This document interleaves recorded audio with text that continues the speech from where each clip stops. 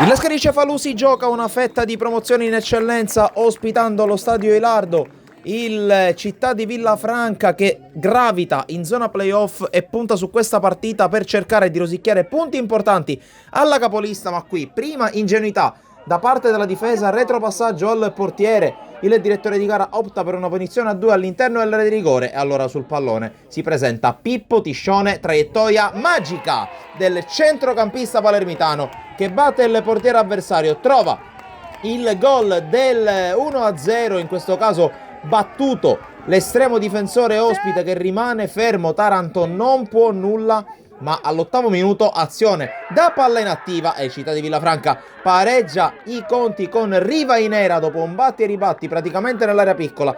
Nulla può man mano e allora dopo 8 minuti è già 1-1 allo Stadio Ilardo di Lascari, con gli ospiti che recuperano subito. Al 17° minuto torna ad affacciarsi in avanti il Lascari Cefalù. Mocciaro ignora i compagni, va ad incrociare col destro, la palla si perde fuori. Poi alla mezz'ora calcio di punizione, esce male Taranto e Lascari Cefalù però non ne approfitta.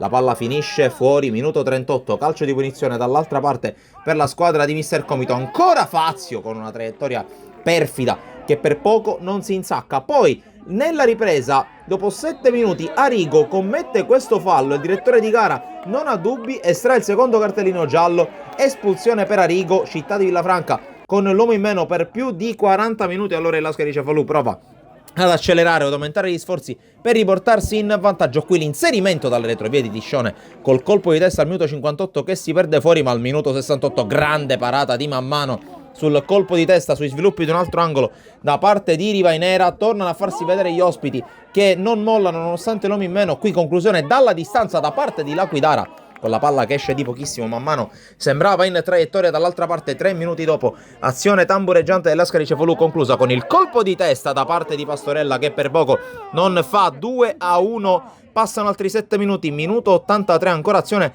che parte dalla destra per il Lascari Cefalù. La sfera arriva dalle parti di Mocciaro che si gira, prova a calciare, colpisce solo l'esterno della rete, ma al minuto 89 con l'ennesima azione dall'auto di destra la palla arriva in area dove c'è, come di consueto, Danny Mocciaro che stavolta raddrizza la mira e segna forse il gol più importante della stagione per il Lascari Cefalù, che poco prima del 90° passa in vantaggio e dopo 5 minuti di recupero, dopo il triplice fischio, vince un'altra partita allo Stadio Ilardo, battuto il Città di Villafranca 2-1 e vetta sempre più consolidata da Sportiside. Tutto, alla prossima!